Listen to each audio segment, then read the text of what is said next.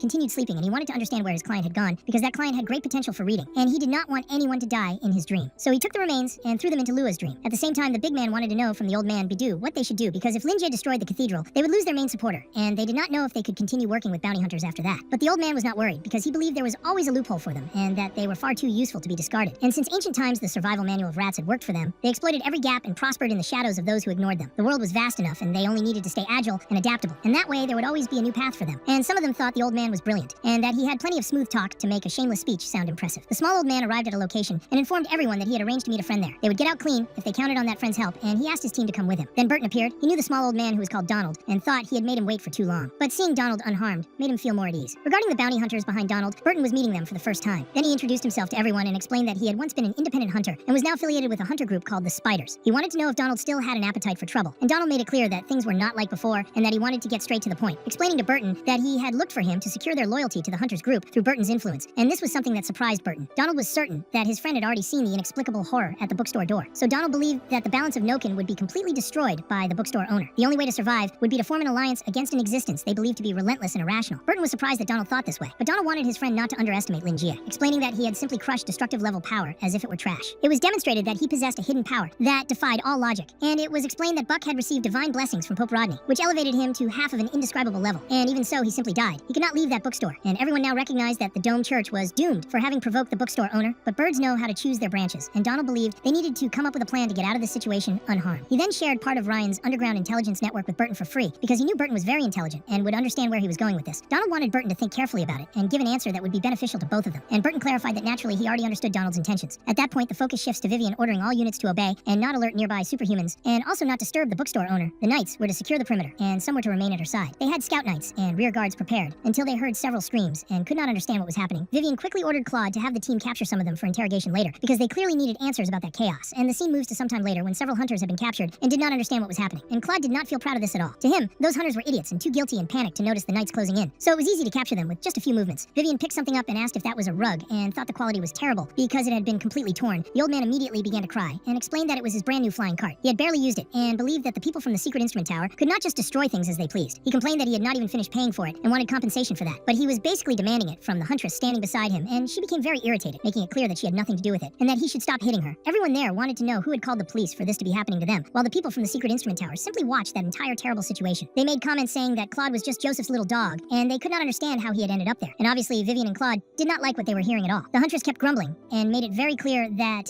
they had no right to arrest her because she had done nothing, and they should not interfere where they were not called. And Claude quickly covered her mouth and made it clear that she was right. But regarding what had happened there, Claude admitted that they knew nothing. Then he asked whether that huntress would mind telling them the details, since she had mentioned illegal punishment, because prisoners most of the time are stubborn and do not cooperate. And Claude explained to the huntress that even if reinforced evidence appeared later, they as police officers would receive a severe reprimand. But before that happened, Claude did not know what would be left of her. He also warned that the one in command was Vivian, and she was not very tolerant, unlike him. The huntress quickly became frightened, and Vivian grabbed the old man who was crying about his torn cart. Claude warned the huntress that it was a very bad time, and showed that the Radiant Knight was currently in divine wrath mode, and that she hated bounty hunters. And if the huntress were smart, she would cooperate as best as possible, because if she did something wrong, her pretty face would no longer be pretty. And that was how he tried to convince her. Trembling, the huntress revealed that she would give all the information she had, and also apologized for her earlier attitude. And Claude felt relieved that he did not need to do something terrible to extract information from her. But just as he was about to ask his question, they heard a roar, and Claude immediately looked in the direction it came from, and thought that another idiot had gone to provoke Lin Jie. Vivian wanted Claude to continue pressing the hunters there while she went to take a look. But Claude refused and asked her to continue supervising things there, assuring her that he would investigate and explaining that they should avoid disturbing Lin Jie at all costs. And Vivian thought that Claude would indeed be better at dealing with Lin Jie, while Claude only asked her to avoid killing the others during the interrogation. Suddenly the focus shifts to desperate people who could not move. The strange plant that was in the hands of the spiders was chewing everyone as if they were hamburgers, and Donald was in shock. He could not believe that something like that was real, and he wanted to understand why Burton had done such a thing. Burton explained that the real problem was that the old man was too clever, because he always chose clients based on their needs and offered a perfect exchange every time. Donald swore loyalty, but in the end, he played on all sides. Whenever danger appeared, the old man surrendered to save his own skin. So Burton saw him as someone without devotion and unfit to be his partner. And worst of all, Donald had shown disrespect toward the bookstore owner, who was the only true god. Donald believed that the reason the Jijishu organization and Burton had grown so fast was because they were nothing more than lapdogs of Lin Jie. In the end, Donald realized that Burton had not killed recklessly, and that he did not need Ryan's intelligence network because he already controlled something much greater. Burton believed that Donald should not uncover all mysteries before his end. Donald confessed that his mistake was underestimating Burton and that he had walked into his own grave. Ryan's network now belonged to Burton, and with that, Donald met his end. Burton thought that the old man was clever, but failed to understand a fundamental truth. The times had changed, and in the coming new era of hunters, there would be no place for worms hiding in the shadows. Anyone who dared to resist this wave of change would be crushed to pieces. Farlin arrived with Fierce, and she believed the vice president of the spiders had completed his task. Burton confirmed this, and asked about her team's mission. Farlin explained that she had done exactly as ordered. They followed the Jijishu list and tracked down all fugitives, managing to capture them. Burton thought they had done good work, but did not understand why they had brought a giant rat with them. Fierce explained that the rat was a mount, and that he brought it back to serve as transportation for Farlin, which made her very happy, and she promised to take good care of her new mount. But she also wondered when Fierce had become so thoughtful. Fierce remembered her saying she liked cute things, and that her feet hurt from running so much. So he thought of bringing her that mount, and since she had always been kind to him, and no one had ever cared like that before, he wanted to contribute in a way that would make her life easier. So it was more like a gesture of gratitude, and Farlin became extremely embarrassed after hearing Fierce, and asked if that was his way of flirting. She quickly ran to hug him, and he asked her to step back, making it clear that it was not what she was thinking. Meanwhile, the pineapple-headed man, who was Donald's son, was lying on the ground as if he had been trampled. Burton lit his cigarette and watched the two interacting, since they were young, and it reminded him of his own youth. He remembered a woman who once said that youth was something wonderful. She wanted to see the man Burton would become, and wished he had been born earlier so she could witness it. Burton had been her disciple, and her fate had already been sealed. Back then, Burton asked her to stop saying such things, and promised he would grow quickly. And it was at that moment he understood what she had felt. Something complex to express. And then, Fierce informed Burton that Max had reported that their operation went smoothly. Virgil had also identified the forces of the secret instrument tower, and the leading knight was interrogating the prisoners at that moment. They had now gathered complete information on all the superhumans present. The bounty hunter group, led by Donald, had been neutralized. Fierce apologized to Burton, thinking that if they had been more efficient, Burton would not have needed to eliminate an old friend. But for the vice president, it was fine, because it was nothing more than an old face buried by his own hands. Burton believed that in the past, this was an inevitable path for every veteran hunter, but young hunters would not need to walk that path. So he stood up and said they should proceed to the next phase of the plan, which involved clarifying their position by contacting the leader of the secret instrument tower, aligning themselves with its needs and sharing this information. The two then left together, and Burton remarked that it was now just the two of them, offering his friend a cigarette. Claude declined politely because he did not smoke. He introduced himself to Burton and made it clear that he knew the hunter very well. Claude admitted that he had not expected a destructive class threat there and wanted Burton to explain the roar they had heard earlier. Burton clarified that Claude did not need to worry because he had no interest in making enemies within the secret instrument tower. They should get along since they were both clients of the bookstore, which surprised Claude because he had not known that. That explained many things, but being a client of the bookstore did not guarantee loyalty. Since Wilde was also a client, Burton noticed that Claude had not lowered lowered his guard and now understood why he was Joseph's disciple, because he maintained calm at all times. Burton said Claude did not need to be surprised and explained that he had crossed paths with Joseph during one of his travels on a rainy day in Noken. He ended up bumping into Joseph, and at that instant, his instincts flared with the strongest sense of danger. Burton believed he had encountered the strongest human he had ever seen. He felt completely insignificant in Joseph's presence and thought it was best not to provoke him, believing that only Wilde would be insane enough to poke a beast like Joseph. And Claude thought it was better to consider Burton an ally for now, since avoiding unnecessary conflict benefited both of them. However, Claude wanted to understand what had happened to Buck, and Burton explained everything to him. Burton said that Buck's death was actually something beautiful to witness, and Claude could not believe that Buck was dead and felt he had arrived too late. But at the same time, he felt relieved that the consequences were not severe, seeing that the bookstore owner was a man of his word, because this time, the disturbance was minimal, and he remembered the egg incident, when Lin Jie killed the dream beast, and caused a near-apocalyptic spectacle, and he believed Buck was not on the same level as Lin Jie. Because of that, he made it clear that it was good, a disaster did not happen, and that he had no time to waste. Lin Jie had contacted him, and then Claude informed Burton that he would pay a visit to the bookstore. Burton replied that he had already been there, and that the bookstore was tightly closed, and he believed Lin Jie was sleeping. So Claude decided it was better not to disturb the librarian, and to wait until the shop opened during the day, thinking that Lin Jie might have been asleep when Buck disturbed him, and that was why he crushed Buck like an ant. In the process, he had frightened all the other hunters who were involved, and even though Claude had been summoned by Lin Jie, he still felt uneasy about causing a disturbance, and began to tremble just thinking about it. He then thanked Burton for the cooperation, and said he would report the incident to his superiors later, but he wanted to understand why Burton had gone after Donald and the other hunters, and Burton explained that he had no personal issue with them, but once the organization was involved, personal feelings no longer mattered. The first reason was that they possessed something dangerous, and the spiders needed to eliminate potential threats. In addition, most of the superhumans had gathered because of Donald, blinded by greed. The second reason was orders from Chu, because those people had helped dangerous individuals and had been on the Secret Instrument Tower's blacklist for a long time, and the tower had always failed to capture them because they were familiar with Noken's structure. So that operation was meant to show their stance and push forward recognition of the Hunters Guild legitimacy, while also serving as a stepping stone toward establishing long-term official cooperation with the Secret Instrument Tower. Claude was surprised, and Burton wanted to know what Claude thought about it and whether he accepted the proposal. Claude made it clear that he would work with Burton and that they were still clients of the bookstore. However, he explained that he was only a secondary figure within the Secret Instrument Tower, and what he personally thought did not matter much. Official certification of newly established superhuman groups fell under the jurisdiction of the Society of Truth, but if it was an organization like the old hunter groups, it would not require formal approval, and Burton immediately recalled the old hunter groups, seeing them as hunters driven by temptations that could easily manipulate them. To Burton, the Society of Truth had always despised hunters and treated them as tools. For a long time, hunters had been walking the wrong path, and he was glad that Lin Jie had dispelled all their madness and shown them a new path to follow. They would claim their own place and survive, and their future would be in their own hands. So they needed to avoid the risk of being hunted down as they were in the past. The first step was to change public perception of hunters and establish a stable foundation for the organization within Noken, since hunters who did not cause chaos would be accepted. Claude thought that this was only the version Burton was showing him, because the tower and even Claude himself still did not know what kinds of powers Lin Jie had granted them. But Burton surprised him by making it clear that he understood Claude's concerns about the risks of cooperation. Burton said he did not blame Claude, because it was indeed difficult to trust anyone when everything was in chaos. So Burton revealed his hidden card to reassure him, explaining that his organization would fully align with the Secret Instrument Tower in the next operation against the Dome Church, regardless of what the tower decided to do, and that they would still have the support of the Spiders organization, proving they had the strength to follow through. Then he showed the flower he possessed, and Claude was caught off guard, recognizing it as the librarian's plant. Back then, it already looked terrifying and ferocious, but now it seemed completely revitalized. Like a savage and bloodthirsty beast, Claude had no idea how many lives and how much desire it had consumed over those days to reach that level. Claude then stated that he would be happy to receive their help, but regarding future operations, they needed to wait for the Dome Church's movements and for the investigation to be concluded, because the church had operated in Noken for many years. So eradicating them would require caution, and a thorough investigation was necessary. Burton recognizes that the Church of the Dome is a colossal giant, but he understands that no fortress is completely impenetrable, and that there's always a gap. So Burton thinks they should explore it the same way rats do, slowly filtering from the bottom to the top, because by doing this, they would be able to achieve their goal. Once they gathered the necessary information, they would find a good opening. Burton believes that Claude has already heard of Ryan, since he was a famous criminal, so he informs Claude that their organization controls Ryan's intelligence network. Since Ryan died, no one had touched or accessed that network. This fragment included some infantry soldiers from the Church of the Dome, and if they used it properly, they could greatly reduce the consequences for the people of Noken. This surprises Claude, and he feels pleased and grateful for the support. He explains that as long as peace and stability in Noken are preserved, Claude would support the operation, and hopes this would truly strengthen the relationship between the tower and the spiders. Burton thanks him, and promises that they will not disappoint Claude, and they end with a handshake for the sake of their future cooperation. At that moment, Claude receives a message on his communicator saying that the hunters' information has been verified, and that some of them were wanted criminals taking advantage of the operation. A team is sent to track them down, and no one will go unnoticed. Claude wants the knights from the logistics section to calm the frightened civilians, because the events of that night can finally come to an end. Claude now has a clearer understanding of what Lin Jie told him, and thinks that the panicking hunters are nothing to the librarian, while also realizing that those hunters are truly in serious danger. Then Claude acknowledges that Carolina was right, because when Lin Jie is not acting, he is actually very careful and attentive. Claude realizes that the judgment of his teacher, Joseph, is indeed flawless. He finds it strange that the place is completely empty, with no trace of Buck, as if Buck had truly been erased from reality. This frightens Claude, and he wonders what level of power this could be, since there are 4 known levels of power, which are abnormal, terror, destructive, and indescribable. Only then does Claude begin to understand why the Elder Settlement remained isolated for so long, because perhaps they were seeking this non-existent level. After that, Max informs Burton, through the communicator, that they made contact with the Tower of the Secret Instrument and received cooperation on site. All fleeing humans with criminal records were arrested. Max also informs the vice leader of the Spiders that the Tower Squad leader expressed gratitude, but Burton thinks there is no need for thanks and that they should regroup and rest a little. He tells Max not to worry, because he will return soon. Burton believes the next step is to uncover the plans of the bookstore owner and act according to Lin Jie's intentions, because he is certain the librarian is planning something big. He reviews everything in his mind, such as how Lin Jie used Vincent to eliminate the entire 7th district of the church, forcing the church to use everything it had to search for him. In the end, their strongest apostle went to Lin Jie and was crushed as if he were nothing. The role of Vincent is very obvious to Burton, but he wants to know what the final move is and whether it will be the cleansing of the Tower of the Secret Instrument. The Church of the Dome means nothing to the librarian in Lin Jie's view. Burton believes Lin Jie could have erased it without so much commotion, which suggests there is a deeper meaning behind these actions. He speculates that Lin Jie is sending a warning to whoever is truly behind the Church of the Dome, because that entity is the one playing a chess game with Lin Jie, and everyone involved is merely a piece on the board. Bringing down the Church of the Dome is the bookstore owner's plan, and he is waiting for the moment to deliver a fatal blow. He believes that Lin Jie has simply been preparing for that moment, holding his cards close, and now the perfect time has arrived. The Hunters Association was created by Ji Shu, and although it was under the attention of Nokin's upper ranks, even if someone noticed it, they would dismiss it as insignificant based on old assumptions. In the end, the High Command did not know that they had been reborn long ago, and this underestimation is the librarian's greatest opportunity. In the end, Burton believes they only need to do their part at the right moment, and then they will decisively turn the key of the game. He feels he has understood a bit of Lin Jie's intention, and Burton is happy that they have reached this point. He becomes excited just by thinking about all the possibilities, and is willing to meet Lin Jie's expectations, even if it costs him his life. Finally, he informs Claude that the hunt is over, and that the hunters should not involve themselves in interrogation work. He also mentions that, as Claude heard on the communicator, the leader sent 2 members to assist Burton, and since both are recruits, Burton thinks it is better to find them quickly. He bids farewell to Claude, mentioning that he will visit the bookstore owner the next day. While Claude thinks that since Burton is the vice president of the Hunters Association, he should not have to deal with novices. Burton explains that there is no other way, and that he worries about everything, because he is part of an organization that is worth all the effort, and he wants to dedicate himself as much as possible. He also enjoys spending time with fresh blood, because in the end, the future belongs to young hunters. He believes that Claude should take better care of his health, because he feels that Claude stays up late working and pushing himself too hard, and that he should not waste his youth as if it were infinite, which catches Claude by surprise. Claude even feels moved by Burton, who is his superior and still worries so much about him, because he seems to be the complete opposite of Joseph. Claude would like to work with someone like Burton and thanks him for his concern. Just as he is about to finish speaking, Maple appears, but she is worried that she interrupted their conversation. Since they heard that Burton would visit the bookstore the next day, they decided to wear what they thought was appropriate and even apologize for the unforgivable mistake of being late and interrupting their conversation. The 2 of them are wearing maid outfits and also thank Burton, saying that they are there to obey his commands and that they are prepared to do anything to please him. At that moment, Burton and Claude stand still, staring at the 2 girls. Claude looks at Burton, and as he is about to speak, Burton quickly clarifies that it is not what it looks like and that he will explain. He takes out a cigarette, lights it, and explains that the 2 girls are sisters and come from a noble family. Their household eventually fell into ruins, and they had no support from anyone, so they became low-ranking members of the White Wolves and struggled to survive. During the entire incident involving the White Wolves, they were captured by the Black Beast and turned into slaves. Burton rescued them during his mission to eliminate the Black Beast, and they joined the Hunters Association to repay their debt to him, so Ji Shu arranged for them to become Burton's direct subordinates. Burton says that he does not think he did anything special to deserve such loyalty, that he never expected any repayment, and that it even makes him uncomfortable, because he does not understand why they are wearing those clothes. Maple makes it clear to her master that what he did was not simple at all, and that they do not even like to remember the time they spent with the Black Beast. That place was hell for them, and everyone under his command was mentally destroyed and completely enslaved. They had already given up on life and hope until the day Burton appeared and destroyed that entire hell with his own hands. He broke their chains and told them to leave, because things would soon spiral out of control there. He explained that if they had nowhere to go, they could look for the spiders, because that place would be the best choice for any hunter. He told them that they were now free and could do whatever they wished, and at that moment they began to cry. From that moment on, they decided that they would serve him, believing that he was the one who brought salvation to them, and that they owed their lives to him. Burton once again clarifies that this is not what he meant, but in the end, they do not care if it is embarrassing. If he wanted them to wear those clothes, they would wear them. This takes Burton by surprise, while Claude watches everything happening right in front of him. Burton quickly loses his patience and tells them to stop, making it clear that he never asked them to wear that kind of outfit. He warns that if they keep acting like that, he is willing to flick each of them on the forehead. The 2 girls immediately become afraid of the master they admire so much and start screaming, which leaves Burton confused. He tells them to hurry up and get changed so that he does not have to punish them, which makes them curious about what the punishment would be. This deeply irritates Burton, and he clarifies that it is not what they are thinking. He demands to know who told them to do this. Maple explains that it was Farlin, because she thought Burton had been very stressed lately and could relax with them. Farlin told Maple and Belle that if a man sees them wearing those clothes, he will naturally feel happy, and they wanted to know whether their master would be happy. This makes Burton extremely irritated. The scene then shifts to Farlin sneezing, and Fierce asks if she is okay. Farlin says it is nothing, and that maybe someone is gossiping about her. In the end, Fierce asks why Farlin said those things to Maple and Belle earlier. Farlin explains that it was not nonsense, and that she believes Fierce does not understand men. She explains that Burton became jealous when she was being kind to Fierce earlier, and that men tend to hide their desires and need a push. She also adds that she thought the 2 girls did not know how to express their feelings properly. Fierce is not completely sure that everything is fine, but Farlin believes he should stay calm, because she thinks Burton must be very happy at that moment. However, Burton is actually stressed and furious, so he calls Rosette, who is a plant, and asks her to extract Lai's desire related to romance and give it to him. He says that if she does this, he is willing to take her to a fancy dinner, but he also makes it clear that he does not want the plant to comment about this to anyone. He explains that he failed in the way he taught things to them and apologizes to Claude, saying that he needs to prepare for the visit he will make to the bookstore. He wishes Claude a good night and says that he hopes to see him at the bookstore the next day, and then they say goodbye to each other. Burton also explains that they did not need to do any of that, and that staying by his side like this would only ruin their future. Watching all that confusion, Claude thinks that being a hunter is not easy at all. Many things happen that night, and Claude decides to go back and finish the cleanup of the operation. Even so, he wonders how the high-ranking members of the church are managing to sleep at that moment. He then arrives at the place where Vivian is with the prisoners and sees that she is treating everyone harshly. He is surprised by how many people were arrested. Vivian notices him and asks if everything is fine. She believes the night was productive and explains that she obtained a lot of information from those hunters, even showing the hunter who told everything she knew. This hunter even helped them capture several problematic criminals. Her records are clean, and the worst thing she ever did was break a bar table while drunk. Because of this, Vivian thinks that the hunter has a heroic spirit and seems to love justice. Vivian explains that the hunter's job from now on would be to stay by her side and help with troublesome tasks, which are not dangerous, and she asks if the hunter accepts. The hunter thinks it would be an honor to take part in this. However, she has just arrived and is inexperienced, so she says she can try as long as Vivian is patient during her learning period. She also explains that she does not want to be hit because her skin is sensitive.